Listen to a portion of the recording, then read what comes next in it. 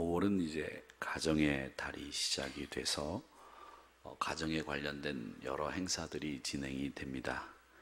물론 365일이 다 가정의 날이 되어야 되겠지만 이 5월 달은 특히 가정의 소중함을 생각해 보는 달이 되어야 되겠다라는 생각을 합니다.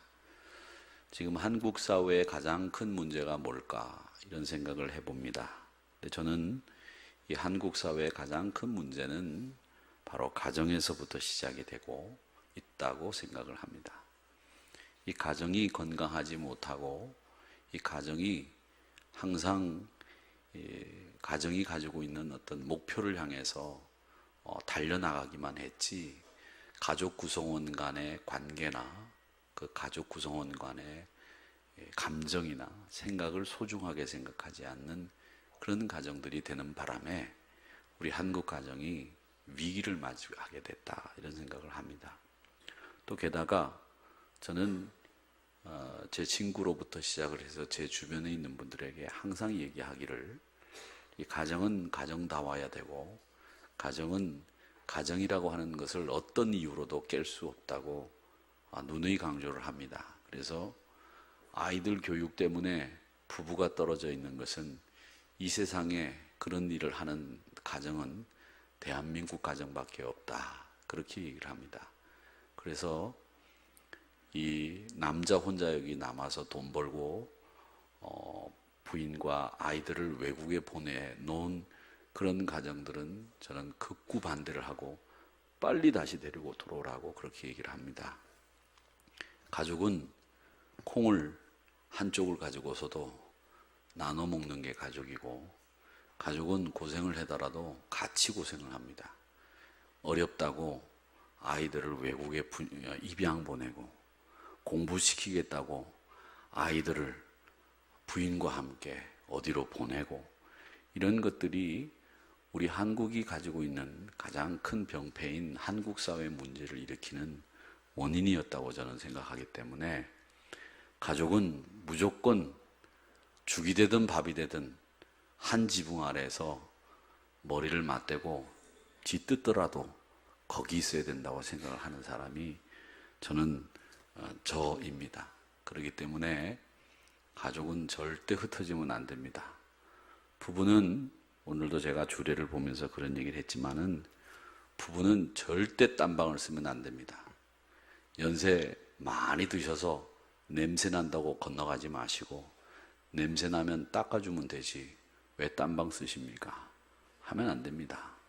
무조건 머리를 맞대고 아침에 일어나면 나이 들어서 아침에 일어나면 입으로 숨 쉬면 말이죠. 이 호흡기도 안 좋고 그러면 냄새도 많이 납니다. 근데 양희은 씨가 그런 얘기를 하더라고요. 자기네는 아침에 일어나서 입에서 썩는 냄새가 나더라도 아침에 그 썩는 냄새 나는 입으로 뽀뽀한대요. 양희은 씨가 그러더라고요. 저는 거기에 참 깊은 의미가 담겨 있다고 생각합니다. 여러분, 더러운 게 문제가 아닙니다. 우리가 이 땅에 사는 동안에 하늘 날아가면 부부가 이제는 부부가 아니에요. 결혼한 것도 없다고 그랬잖아요. 그렇기 때문에 이 땅에 사는 동안 죽으라고 사랑하시기를 바랍니다. 부부는 그래야 돼요. 그게 부부입니다.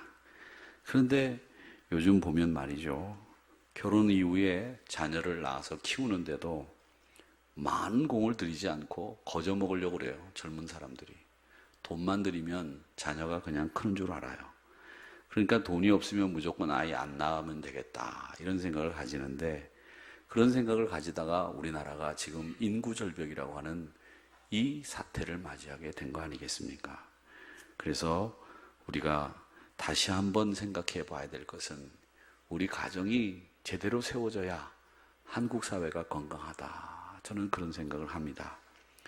마더 테레사가 그런 얘기를 했어요. 노벨 평화상을 받는 자리에서 세계 평화를 위해서 가장 필요한 것은 뭐냐? 그렇게 물었더니 빨리 집으로 가서 가족을 사랑하는 일이라고 했답니다. 세계 평화가, 대한민국의 평화가 어디서부터 시작되느냐? 가정에서부터 시작됩니다. 그래서 저는 늘 기도하기를 우리 한우리 교회 가정들이 믿음을 계승하는 가정이 되기를 축원합니다. 우리 자녀들이 잘 되는 가정이 되기를 축원합니다. 저는 다른 거 바라지 않습니다. 우리 성도님들, 우리 권사님들, 연세 많으신 권사님들이 지금 다시 사업을 시작해서 억만금을 벌 수는 없을 거예요. 우리 나이 드신 권사님들이 이제 할 일은 뭐냐?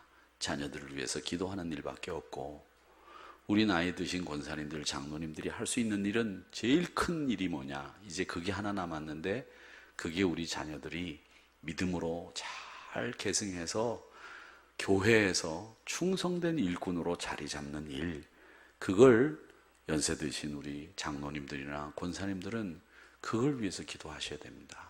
제가 말씀드리지 않습니까? 저는 장례식에 자주 갑니다. 장례식에 자주 가면 그분이 아무리 우리 교회에서 오랫동안 충성하고 봉사했다고 하더라도 그 자녀분들이 우리 교회에 나오지 않거나 믿음 생활하지 않으면 그 장례식이 얼마나 초라한지 아십니까? 정말 그분의 노고와 그분의 수고에 눈물이 날 정도로 가당치도 않은 장례식을 할 때가 너무나 많습니다. 그래서 저는 이 세상에서 믿음 생활 잘 하시는 것도 좋지만 우리 자식들에게 믿음 생활 잘 하도록 가르치는 일만큼 중요한 일 없다. 그게 내가 마지막 하나님 곁으로 갈 때 다른 사람들의 축복받으며 은혜 받으며 또 다른 사람들이 함께 슬퍼해 주는 가운데 갈 수 있는 가장 좋은 방법이라고 생각합니다. 요즘 자녀들이 5명, 6명 있는 가정이 어디 있습니까? 다 한 사람, 두 사람밖에 없는데 그런 가정에서 누군가가 부모님이 세상을 떠나셔 가보면 교회를 다니는 자녀들이 있는 그 장례식장은 참 은혜스럽습니다. 정말 은혜가 넘쳐요. 인원은 많지 않다고 하더라도 자녀들이 부모님을 위해서 기도하고 찬송 부르면서 어머님의 유훈을 생각하는 그 모습을 보면 예배를 집례하는 저도 은혜가 돼요. 그런데 가보면 믿음도 없지요. 자녀들이 교회에 대해서 교자도 잘 모르죠. 그런데 부모님이 교회는 열심히 다녔다고는 하는 그 이유 때문에 교회로 연락은 했는데 가보면 정말 장례식 집례하면서 설교하기도 민구스러울 때가 많이 있어요. 그게 다 무슨 원인이냐? 자녀들이 신앙생활 제대로 하지 않았기 때문에 그 권사님의 마지막 가시는 장례식이 초라하기 그지없는 장례식이 된다는 거예요. 근데 요 근래에 보면 우리 권사님들 장례식에 가보면 정말 믿음 생활 잘하신 그 장로님, 권사님들이 자녀들까지도 신앙생활 잘해서 제가 참 가서 은혜 받고 돌아옵니다. 제가 가서 설교를 하면서도 한 대 가서 설교를 하는데도 기분이 좋아요. 그게 목사가 갖는 감정입니다. 사랑하는 성도 여러분, 가정은 하나님이 우리에게 허락하신 가장 복된 삶을 이루는 기초입니다. 그래서 가정은 아름답고 건전해야 됩니다. 가정에는 사랑의 샘이 솟아나와야 돼요. 그러면 이 가정에서 사랑의 샘이 솟아나올 수 있는 비결은 뭐냐? 가정이 하나님과의 바른 관계를 맺는 일, 그 관계성 속에서 이 가정이 사랑의 샘이 솟고 가정이 건강해지는 줄 믿습니다. 우리가 구원받으면 하나님과의 관계가 회복된다고 하지 않습니까? 오늘 본문 고린도전서 말씀은 우리가 잘 아는 말씀이잖아요. 좋아하는 말씀이죠. 이 말씀을 통해서 우리가 배우는 교훈은 뭐냐 하면 바른 관계를 이루는, 바른 관계가 형성되는 것이 우리에게 가장 필요하다고 하는 것을 이 말씀을 통해서 배우게 되는 겁니다. 관계가 왜 깨지는 줄 아십니까? 관계가 깨지는 이유 중에 하나는 서로를 소홀히 여기기 때문에 관계가 깨져요. 부부가 서로 무심하게 여기는 일, 무심하게 여기는 일처럼 나쁜 일이 없습니다. 싸우는 것보다 더 나쁜 일이 뭐냐면 무심하게 여기는 거예요. 자녀 일에도 관심이 없고 서로에게 관심이 없는 일, 이게 가정을 파괴하는 가장 큰 일입니다. 남편을 영어로 허즈밴드라고 합니다. 밴드, 허즈밴드. 어떤 분이 그걸 번역을 해석을 했더라고요. 어떻게 번역했느냐? 허즈밴드, 두 단어가 뭉쳐진 거래요. 허즈는 하우스의 허즈래요. 하우스, H-O-U-S-E가 하우스잖아요. 거기에 H-U가 허스, 밴드. 요즘 밴드라는 거 아시죠? 밴딩 한다면 묶는다는 얘기고요. 요즘에 왜 소셜 그 네트워크에 보면 밴드라고 하는 게 있지 않습니까? 그 묶는다는 뜻이잖아요. 그래서 허스밴드는 뭐냐면 가정을 묶어내는 사람이 허스밴드라는 거예요. 남편은 가정을 묶어내는 일을 하는 사람입니다. 자녀를 또 자녀와 부모를 자녀와 손주를 이렇게 묶어내는 일을 하는 사람이 허스밴드, 남편이라는 거예요. 그 와이프는 뭐냐 보니까 와이프는 말이죠. 위버라고 하는 단어가 있는데 천을 짠다는 뜻이에요. 그 단어에서 와이프라고 하는 말이 나왔대요. 그래서 아내들은 집안에서 뭐를 짜내고 꾸미고 이런 일을 하는 사람이 아내랍니다. 그 아내들은 집에 들어가면 뭐든지 짜내고 꾸미고 갖고 와야 되는 사람들이 아내입니다. 근데 어떤 분들이 보니까 말이죠. 고민 상담하는 그런 사이트가 있어서 제가 이렇게 들어가서 보니까 어떤 남편이 고민을 해놨어요. 뭐라고 고민해놨느냐. 집에 열심히 일하고 집에 들어가면 여자가 누워있대요. 그리고 남자가 들어오면 남자 보고 그런대요. 여보 빨리 밥해서 먹읍시다. 그리고 자기는 군것질하면서 텔레비 보고 있대요. 나가려고 아침에 옷장을 뒤져보면 와이셔츠가 다려진 게 아무것도 없대요. 자기가 일어나서 와이셔츠 다리고 양복 챙겨서 입고 나갔다가 들어오면 집안에 청소도 하나도 안 해놓고 하루 종일 뭐 하는지 집안에서 뒹굴고만 있다는 거죠. 그 여자가 그러니까 자기가 일할 의욕이 생기지 않는다는 거예요. 어떻게 하면 좋겠냐고. 그러니까 거기에 답변들을 달아놨는데 그 답변이 10가지 중에 9가지는 에이 그만둬라. 그만두라는 거예요. 그만두라는 말이 뭐예요? 헤어지라는 거죠. 근데 그렇게 간단하게 헤어지라고 말하는 이 세태도 좀 약간 그렇지만 그러면 그걸 어떻게 해결해야 되는지 같이 머리를 맞대줘야 되는데 세태가 그렇더라고요. 여러분 관심을 가져야 됩니다. 소홀히 여기지 마시기 바랍니다. 그리고 우리 가정의 구성원들 한 분 한 분들이 다 이성도 있고 감정도 있고 생각도 있는 분들이에요. 그렇기 때문에 서로를 싸매주고 또 서로를 이해해주고 하는 일도 필요한데 그 일을 위해서 제일 먼저 해야 될 일은 뭐냐 하면 무심히 여기지 마시기 바랍니다. 무심히 여기지 마세요. 그래서 옛날 부흥사 목사님들이 가정 설교할 때 제일 먼저 하신 말씀이 뭐예요? 집에 들어가서 여자가 머리 잘랐거든. 머리 잘랐다고 박수 쳐줘라. 반찬 먹으면서 맛있다고 칭찬해줘라. 부흥강사 목사님들이 가정 설교하시면서 이 말씀들을 꼭 하신 이유가 뭐냐? 무심하지 말라는 거예요. 무심하지 말라. 여러분 무심하지 마세요. 항상 눈여겨보세요.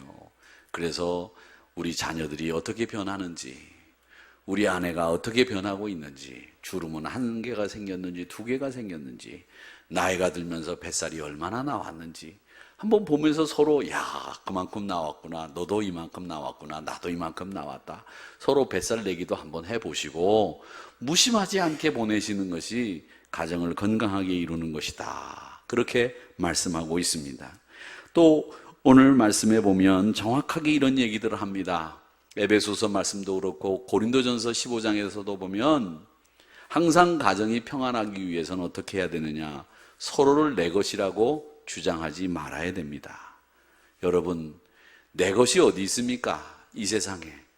내 것은 이 세상에 솔직히 말해서 아무것도 없습니다. 조그마한 잔잔한 거 가지고 욕심 부리지 마세요. 욕심을 부리려면 말이죠, 여러분 욕심 부리려면 어느 욕심을 부려야 되냐? 나라를 훔칠 욕심을 한번 부려보세요. 미국을 한번 전체 가질 욕심을 부리세요. 그것 말고는 욕심 부리지 마세요. 욕심 부려봐야 뭐합니까? 내 돈도 아닌데. 사실 주머니 속에 제가 돈을 가지고 있어도 그게 내 돈입니까? 내 돈 아니잖아요. 그거 돌고 돌아가지고 돈이라고 하지 않습니까? 돈이라고 한다고 하지 않습니까? 그러니까 여러분 욕심 부리지 마시고, 욕심을 부리려면 미국을 살 욕심을 부리세요. 그 욕심 말고는 부리지 마시란 말이죠. 근데 집안에서도 욕심 부리고 나와서도 욕심 부리고 욕심 부리다가 말아요. 근데 욕심 부리는 사람들은 하루만 지나 보면 알아요. 이 사람이 욕심 부리는지 안 부리는지 말이죠. 금방 안다고요. 그러면 욕심 부리는 사람 옆에 있으면 가족들도 지쳐요. 힘들어진다고요. 그렇기 때문에 서로 이기심을 가지고 있으면 그 가정은 무너집니다. 이기심은, 자기중심의 생각은 자기를 망치는 지름길이라고 했어요. 사랑은 주는 겁니다. 점유하는 게 아니에요. 내가 가지는 게 아닙니다. 그렇기 때문에 항상 믿음의 가정이 사랑의 셈이 솟게 하기 위해서는 무심히 여기지 마시고 내 것이라고 주장하지 마시고 항상 주는 사랑을 감당하는 여러분들이 되시기를 주의 이름으로 축원합니다. 그러면 이 가정에서 우리가 바른 관계를 만드는 구체적인 방법이 뭐냐 하면, 우리 인간관계도 그렇고 제일 좋은 게 뭐냐, 제일 좋은 거 그게 뭐냐면 용서하는 거예요. 용서하는 거. 근데 이 용서하는 게 이 세상에서 제일 힘들어요. 이게 한번 이렇게 꺾어진 마음이 이게 펴지기가 쉬운 줄 아세요? 한번 이렇게 꺾어지면 더 꺾어지면 더 꺾어지지 이렇게 펴지지가 않아요. 저도 경험해 봐서 알아요. 용서가 잘 안 되는데, 여러분 용서가 잘 되시는 모양인데 저는 용서가 잘 안 되더라고요. 그래서 이렇게 한번 딱 꺾이면 이게 끝까지 가요. 이걸 피려고 애를 많이 쓰는데도 용서가 안 돼. 제가 얼마나 용서가 안 되는 사람인지 하면, 제가 옛날에 테니스를 칠 때, 용서하세요. 네, 용서하세요. 테니스를 칠 때 저희가 점수를 먹으면, 운동 경기를 할 때 제가 점수를 회복하는 방법을 늘 말씀드리지 않습니까? 사람에게 공을 날리면 사람은 피하게 돼 있어요. 그렇기 때문에 점수를 가장 쉽게 따는 방법 뭐냐? 사람 얼굴 향해서 공을 날리는 겁니다. 치사하지만. 그러면 점수 따요. 거의 대부분 따요. 사람들은 자기를 향해서, 얼굴 향해서 공이 날라오면 눈부터 감거든요. 그게 점수가 되는 거예요. 그럼 우리가 점수를 잃으면 그걸 회복하기 위해서 사람을 향해서 공을 날리는 거죠. 비열한 방법이죠. 그게 뭐냐? 사람들이 용서하지 않는 마음에서 비롯된 죄성에서 그런 일들이 나오는 거죠. 여러분, 사람이 제일 힘든 거 뭐냐면 용서하지 않는 건데, 용서하지 않으면 뭐가 되느냐? 신경쇠약 왜 걸리는 줄 아세요? 정신병이 왜 생기는 줄 아세요? 내가 용서하지 않아서 정신병이 생기는 거예요. 신경쇠약이 그래서 걸리는 거예요. 용서를 해야 되는데 용서를 하지 않으니까, 나쁜 일을 잊어버리지를 못하니까, 그게 내가 정신적으로 무리함이 자꾸 나한테 엄습해 오니까 거기에 신경쇠약이 걸리는 거예요. 악한 생각이 자꾸 나한테 오니까 그게 중독돼서 생활도 가정도 파괴되는 거예요. 여러분, 나쁜 일은 잊어야 됩니다. 어떤 선생님이 자꾸 잊어버리는 선생님이 계셨대요. 지금 자꾸 제가 오늘 설교를 하면서 굉장히 무거운 주제를 가지고 설교를 하니까, 나의 하나님, 우리 장로님들이 찬양을 정말, 우리 장로님들이 속으로, 제가 장로님들 찬양 들으면서 역시 장로님들이라 찬양도 다르네, 얼마나 우렁차고 힘이 있는지 말이죠. 제가 여기 앉아서 은혜를 받았어요. 근데 제가 설교하면서 지금 분위기를 다 깔아앉히고 있어요. 지금 하나, 둘, 한 발짝씩 한 발짝씩 가라앉히고 있죠. 그죠? 용서하세요 막 이러면서 지금 윽박질러 가면서 설교를 하니까 지금 분위기가 이런 분위기인데, 분위기를 좀 바꿔보죠. 어떤 선생님이 건망증이 심한 선생님이 계셨대요. 자, 웃을 준비하고 계세요. 못 웃기더라도 웃을 준비하고 계시라고요. 근데 이 선생님이 건망증이 되게 심하신데, 출석부를 교무실에서 두고 왔어요. 그래서 반에 딱 들어와서, 반장, 교무실에 가서 출석부 갖고 와. 예. 그리고 반장이 출석부를 가지러 교무실로 갔습니다. 그런데 좀 이따 반을 향해서 선생님이 얘기합니다. 이 반은 반장 없어? 왜 인사 안 해? 그렇게 얘기하신 거예요. 그러니까 학생들이 어이가 없잖아요. 그래서 어이없어가지고 이렇게 멍하게 있는데 반장이 교무실에 가서 출석부를 갖고 들어오는 거예요. 그러니까 반장을 탁 보더니, 야 임마, 너 어디 갔다 지금 와? 그렇게 얘기했다는 거죠.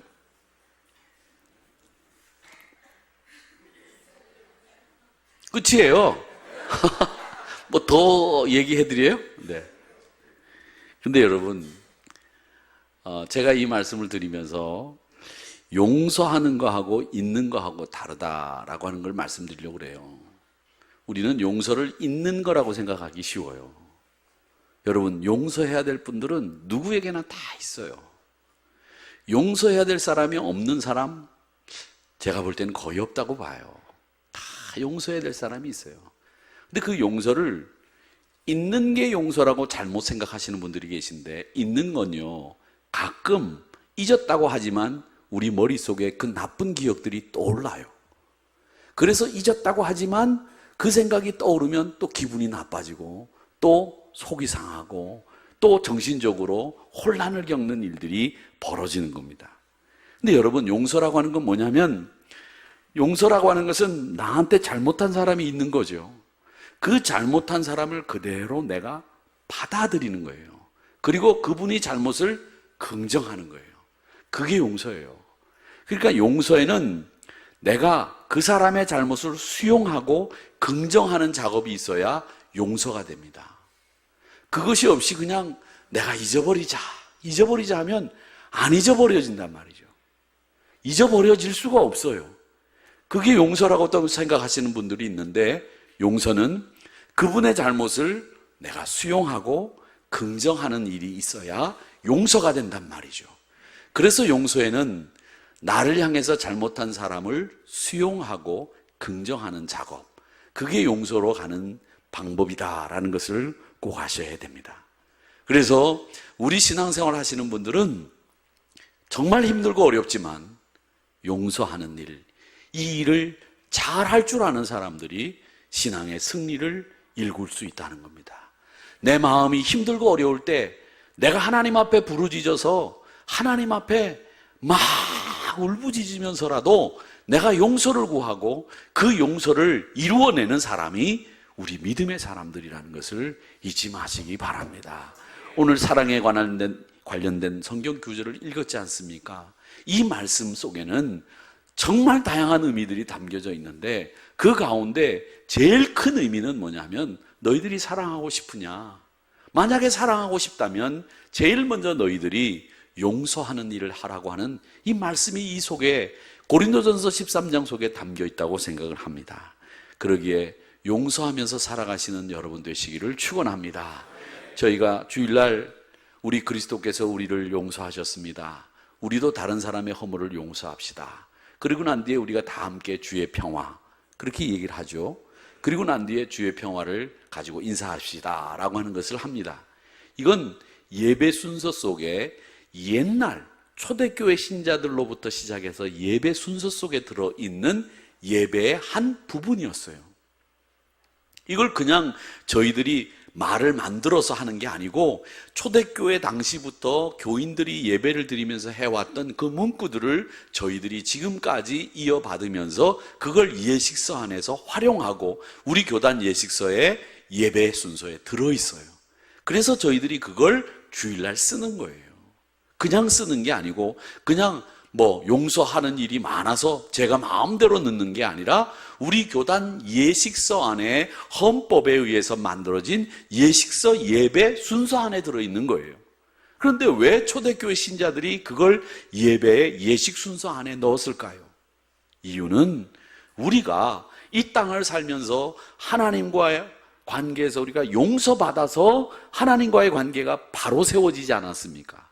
그것처럼 우리도 용서받았기 때문에 우리도 용서하면서 사는 것이 마땅히 우리의 본분이기 때문에 예배 순서 가운데 초대교회 신자들이 이 용서라고 하는 말을 넣은 것입니다.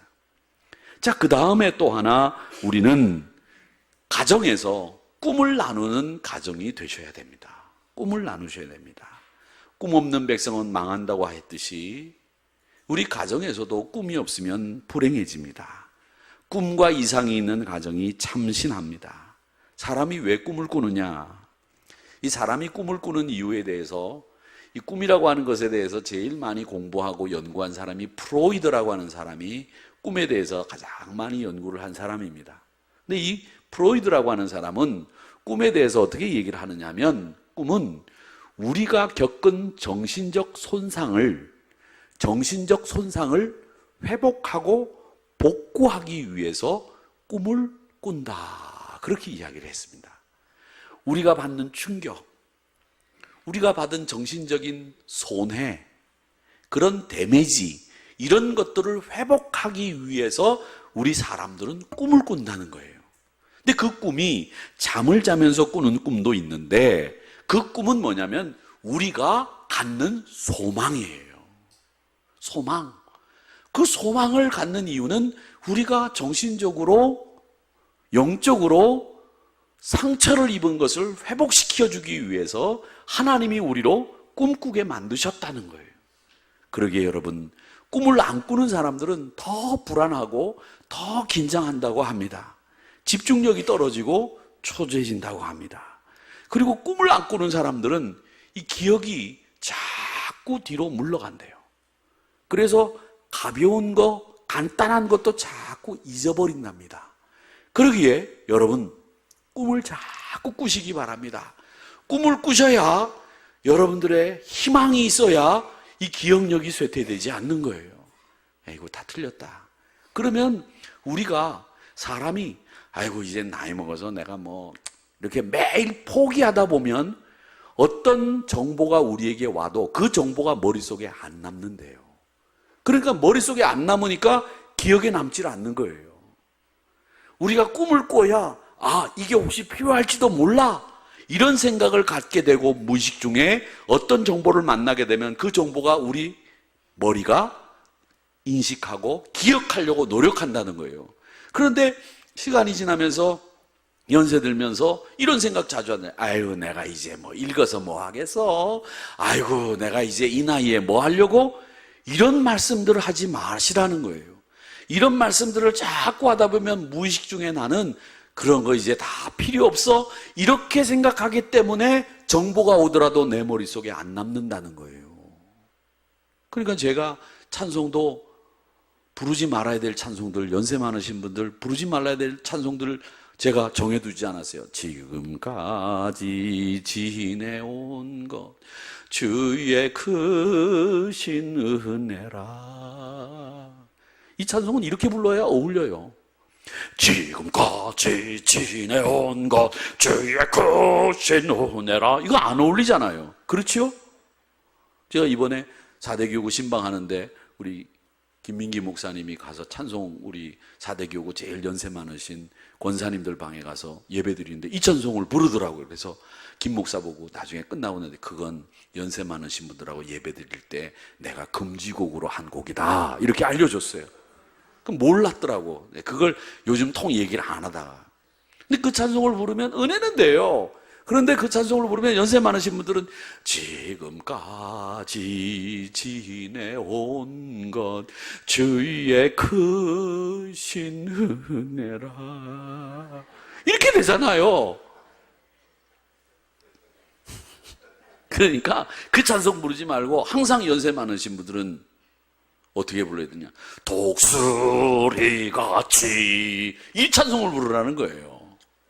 여러분, 행여라도 머릿속에 에이 이제 내가 그런 거 해서 뭐해, 이런 마음 먹지 마세요. 그런 마음 자꾸 먹으니까 정보가 내 앞에 왔더라도 내가 무의식 중에 그 정보가 필요 없다고 자꾸 머리가 버리는 거예요. 그러니까 기억력이 쇠퇴되고 정보력이 떨어지는 거예요. 내가 이 나이에도 공부하겠다. 지금 그 부산에 총회장을 지내신 홍순균 목사님이라고 계십니다. 그분이 제가 처음, 그러니까 부목사 나갈 때 은퇴를 하셨으니까 92년도에 은퇴를 하셨어요. 그러니까 70이실 때 은퇴를 하셨는데 92년도니까 지금 2002년, 12년 지났죠. 그 다음에 됐으니까 25년이 지났으니까 지금 96세시죠. 예. 근데 지금은 이제 재작년부터 누워 계시지만 이분이 말이죠, 90세가 넘으셔서도 운전을 하고 다니셨어요. 건강하시니까. 급발진 사고는 한 번 내셨어요. 그런데 90이 넘으셨는데 지금도 그때까지 90세 넘으실 때까지 활천지에 보면 나카다 주지라고 하는 유명한 일본의 성결교 신학자, 그분의 글을 번역했던 분이 누구냐면 홍순균 목사님이셨어요. 노트북을 3개씩 갖고 다니세요. 제가 동안교회에서 목회를 할 때 그걸 하시다가 어려우면 저한테 내려오세요. 윤 목사 혹시 좋은 프로그램 없어? 여든이 넘어서 아흔이 다 돼가시는 분들이 그렇게 프로그램을 가지고 와서 유 목사 좋은 프로그램 없어? 이렇게 물어보시면 제가 그 프로그램 깔아드리고 했었어요. 여든이 넘어서도 아직도 자기가 할 수 있는 공부를 쉬지 않고 하시는 거예요. 그러니까 기억력이 쇠퇴하지 않으시는 거예요. 여러분, 연세 많으신 분들에게 부탁드립니다. 꼭 기억하세요. 아유, 나한테 이제 이 나이에 내가 그런 거 무슨 필요 있어? 이런 말 하지 마세요. 그런 말 하시면 기억력이 쇠퇴된다니까요. 그래서 꿈을 꿀 수 있는 게 좋은 겁니다. 주어진 환경, 우리의 외모, 능력, 실력, 이런 걸 부정적으로 평가하지 마시라는 겁니다. 여러분의 존재는, 여러분들은 정말 가치 있는 분들이라는 거예요. 그런데 아이들이 보면, 아이들이 이렇게 가르치다 보면 말이죠, 아이들이 부정적인 생각을 하는 아이들을 이렇게 보는데 그 아이들을 부정적인 아이로 만든 주범이 누구냐? 부모예요. 부모가 아이들에게 부정적인 평가를 자꾸 하니까 자기도 자기를 부정적인 평가를 하게 되는 거예요. 그래서 아이들을 어떻게 키워야 되느냐? 아이들을 부정적인 평가를 하지 마세요. 야, 네가 너 그럴 줄 알았다. 네가 내 사고 칠 줄 알았다. 아이고, 이거 네가 그랬지. 아이고. 저도 집안에서 부정적인 평가를 때로는 받을 때가 있습니다.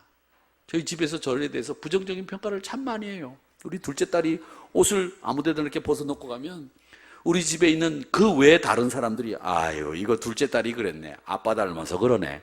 이런 부정적인 평가를 얼마나 많이 하는지 몰라요.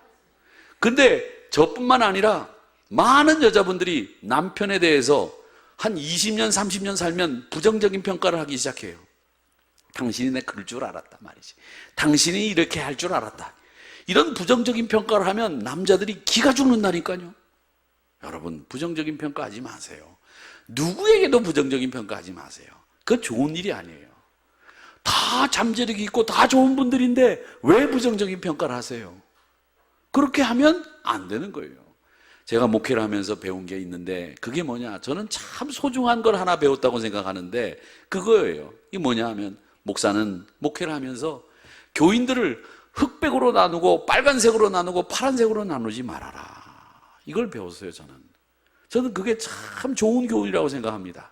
목회를 하면서 이 사람은 빨간색, 이 사람은 하얀색, 이 사람은 까만색 이렇게 분류를 해서 목회를 하면 그 목회는 글쎄요, 성공하는 사람이 있을런지는 모르겠지만 좋은 목회는 아니라고 생각합니다. 목회는요, 우리 신자를 다 한 가지 색깔로 보는 게 목사로서 해야 될 일이라고 생각해요. 그게 마땅하다고 생각합니다. 그런데 선배 목사님들이 윤 목사, 너는 목회할 때 절대 교인들을 색깔별로 분류해서 교인들을 분류하지 마라. 그런 말을 참 많이 하셨어요. 제가 그걸 그대로 실천했는지 안 했는지 하나님 앞에 가서 제가 물어봐야 되겠지만 그걸 저에게 일러주신 목사님에게 저는 참 고맙게 생각하고 있습니다. 근데 많은 목사들도 그렇게 해요. 너는 빨간색, 너는 파란색, 너는 하얀색 이렇게 분류하다 보면 여러분 그분의 진짜 잠재력을 활용하지 못하게 되는 결과를 만나게 된다는 거죠. 그렇기 때문에 여러분 항상 누구에게든지 소중하게 생각하고 중요하게 생각하고 긍정적으로 생각해 주시기를 축원합니다. 네 버릇 남 주냐? 말 안 들으면 나가버려라. 그걸 점수라고 받아왔냐? 난 너를 못 믿어. 네가 거짓말한다고 난 생각한다. 넌 왜 항상 그 모양이냐? 이런 말은 사람들을 주눅들게 만들고 사람에게 꿈을 앗아가 버리는 말이 됩니다. 그러니까 그런 말 하지 마시고 항상 부모님들은 자녀들에게 긍정적인 평가를 내려주시기 바랍니다. 야, 네가 이번에 30점 받았구나. 29점 받은 애도 있지? 없어요. 아이, 그럼 네가 이번에 꼴찌 했는데 잘했다. 네가 꼴찌 안 하면 누가 꼴찌 하냐? 임마 잘했다, 임마 자식아. 다음에는 하나 더 올라가라. 이렇게 말할 수 있는 부모가 얼마나 되겠습니까? 많은. 그걸 목표로 삼고 여러분 항상 긍정적인 평가를 해주시기를 바랍니다. 특별히 우리 가정에서 예수 믿는 사람들이 긍정적인 평가를 해주는 선도적인 역할을 해야 우리 가정이 건강해지는 거예요. 오늘 집에 돌아가서 남편들에게 그렇게 얘기하세요. 여보, 나는 당신이 지금까지 나를 데리고 산 게 너무 행복해. 이렇게 얘기해야지. 아이고 지긋지긋해. 아이고 내가 당신 만나서 평생 고생만 하다가 내가 이 모양 이 꼴이 됐다고. 이런 이야기는 절대 입 밖으로 꺼내면 안 돼요. 그게 사실이라도.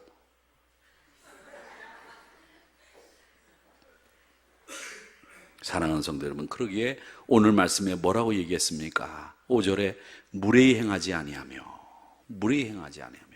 이 무례히 행한다는 말은 높은 사람이나 상사들에게 예의 범절이 없다라고 하는 말이 아니에요. 무례히 행하지 않는다는 말은 뭐냐면, 무례히 행한다는 말은 치명적인 독인데, 그게 뭐냐? 사람들의 자존심을 깎아내는 일을 하지 말라는 겁니다. 근데 그 사람이 누구냐? 윗사람을 얘기하는 게 아니에요. 나와 같은 연배의 사람이라도, 나보단 어린 사람이라고 할지라도 그런 사람들에게 절대로 무례히 행하지 말라. 이게 오늘 성경의 가르침이에요.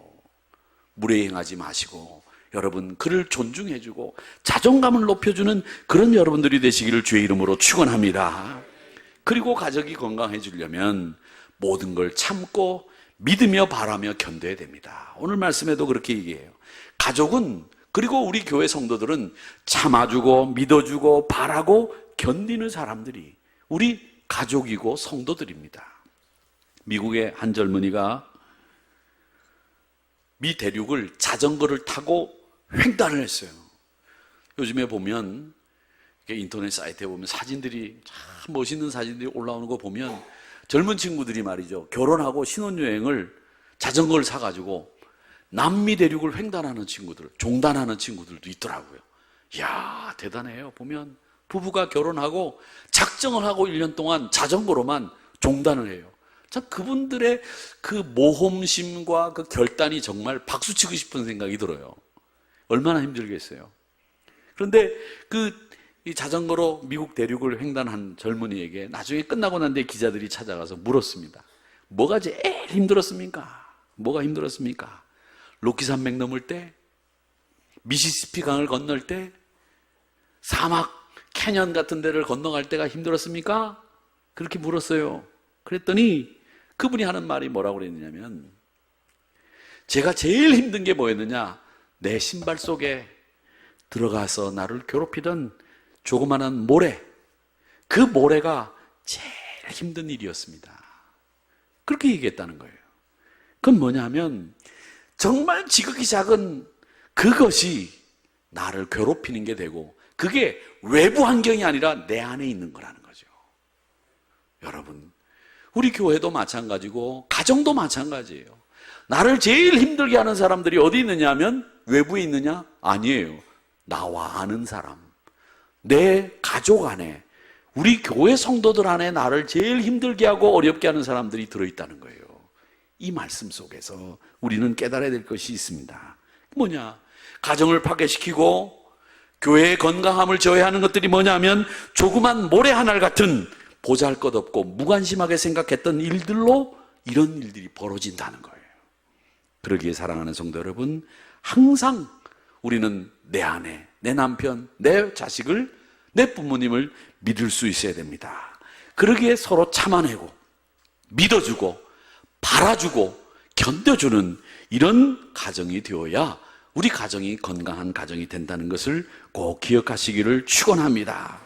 그래서 이 가정이 참아주고 바라주고 견뎌주는 가정이 될 때 그 가정이 헌신하는 가정이 되는 거예요. 서로 헌신하는 아주 믿음의 가정이 될 수 있다는 겁니다. 여자분들이 얼마나 힘듭니까? 저는 수요일날 예배를 드릴 때마다 말이죠, 제가 감동받는 게, 와, 우리 여자 권사님들, 집사님들 아침에 밥 해주고 아이들 뭐 학교 보내놓고 손주 유치원 보내놓고 11시까지 와갖고 예배를 드리는 거 보면 정말 고마워요. 여자분들이 하는 일이 얼마나 많아요. 얼마나 많아요.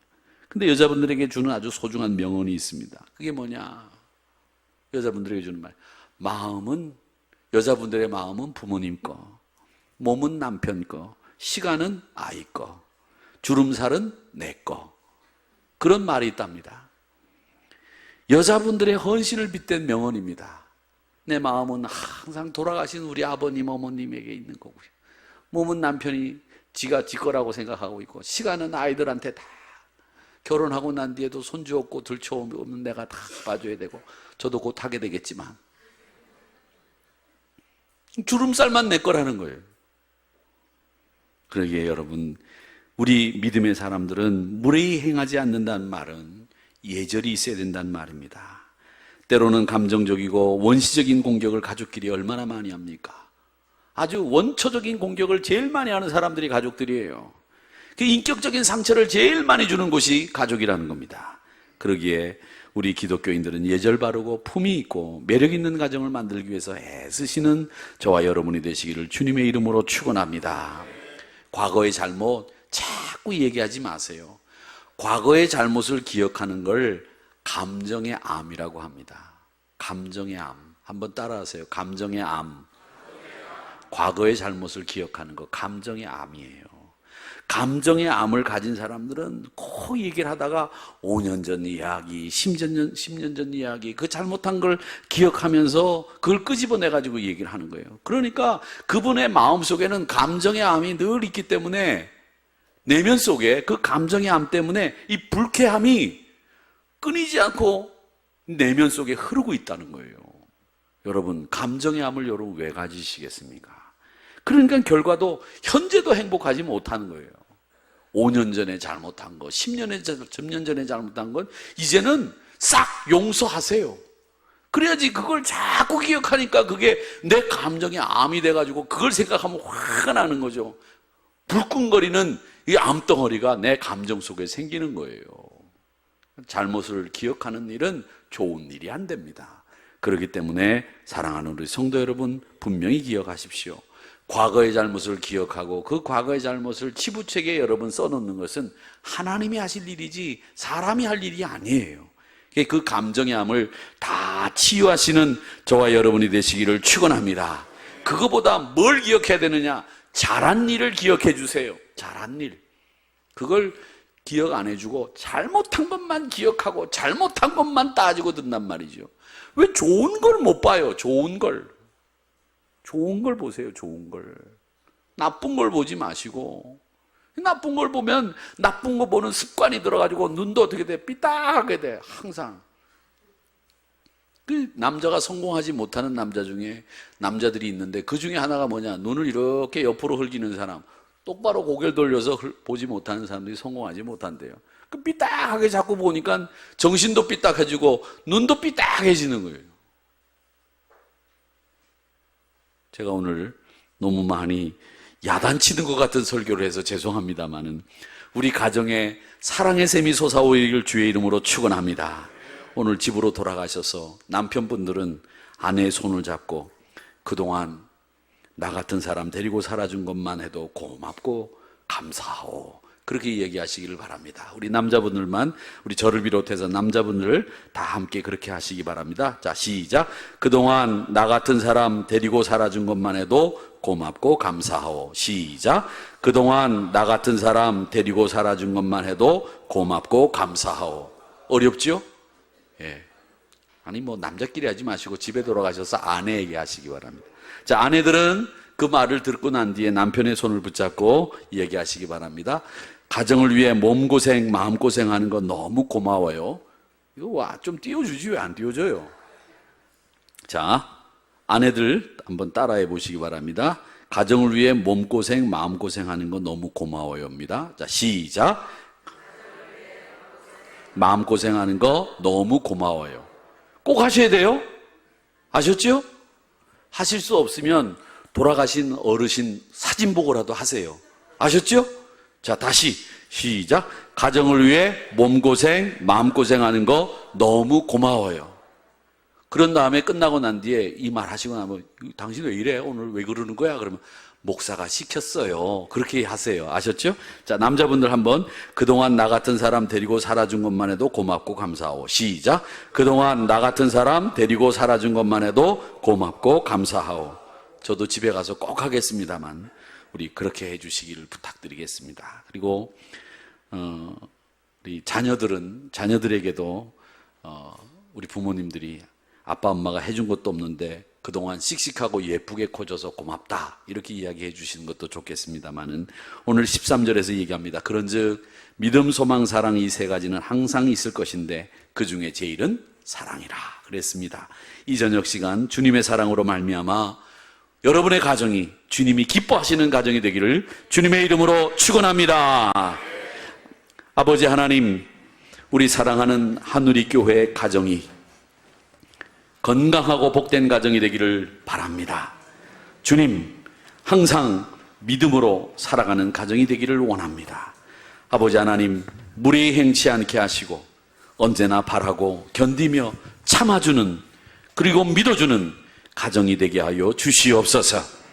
오늘 이 말씀을 가지고 기도할 때에 우리가 가정을 변화시키는 신앙의 주인공이 되게 하여 주시옵소서.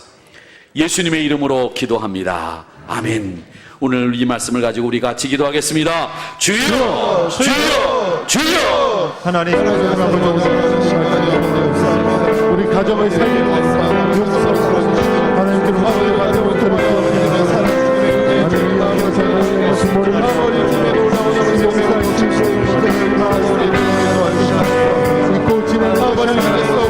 그대로를 받아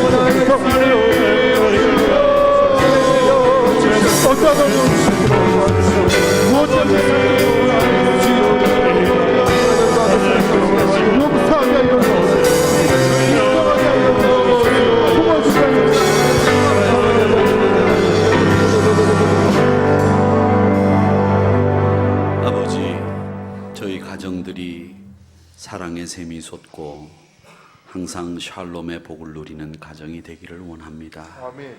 용서하는 마음을 갖게 하시고 항상 꿈을 나누게 하시고 저희들 모두에게 무례히 행치 않는 믿음의 예절을 허락하시사 모든 것을 참으며 믿으며 바라며 견디는 가족이 되게 하여 주시옵소서. 뿐만 아니라 이 가족들이 건강함으로 하늘의 교회가 건강해지고 하늘의 교회에 속한 모든 자녀들이 복받고 믿음을 계승하는 승리의 주인공들이 되기를 원합니다. 오 주님, 100년의 역사 속에 저희들 교회가 이렇게 우뚝 설 수 있었던 까닭은 믿음의 선진들이 믿음의 본을 보이며 자녀들에게 믿음으로 기도하고 눈물 뿌리며 기도한 까닭이라고 믿사오니 저희들도 자녀 세대를 위해 믿음으로 눈물 뿌리며 기도하게 하시고 저희들에게 하나님을 믿는 신실한 신앙을 잘 넘겨줄 수 있도록 인도해 주시옵소서. 예수님의 이름으로 기도합니다. 아멘.